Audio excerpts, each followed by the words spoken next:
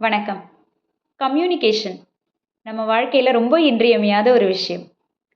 நம்மள உயிர்ப்போட வச்சிருக்குன்னு சொல்லலாம் இல்லையா? கம்யூனிகேஷன்ங்கிறது பேசுறது மட்டும் இல்லாம, நம்மளுடைய உடல் மொழிகளால கூட வெளிப்படுத்த முடியும். இந்த தொடர்ப எப்படி இன்னும் வலுவானதா ஆக்குறது? இத எஃபெக்டிவ் கம்யூனிகேஷன் அப்படின்னு சொல்லுவோம். அதற்கான வழிகள் என்ன? சிலவற்றை பார்க்கலாம். முதல்ல கிளாரிட்டி. நாம என்ன சொல்ல வரோம் அப்படிங்கிறதுல நமக்கு சரியான புரிதலும், தெளிவும் இருக்கணும்.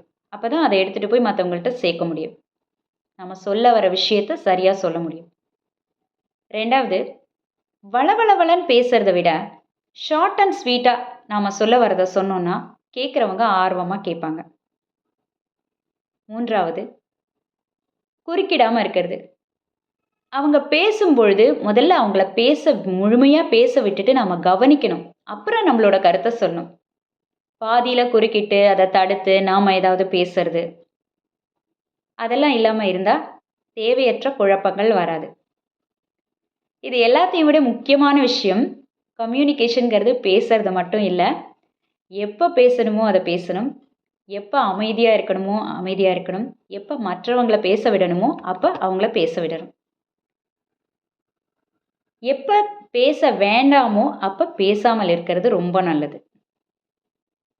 ஃபாலோ பண்ண ஆரம்பிக்கலாமா? நன்றி.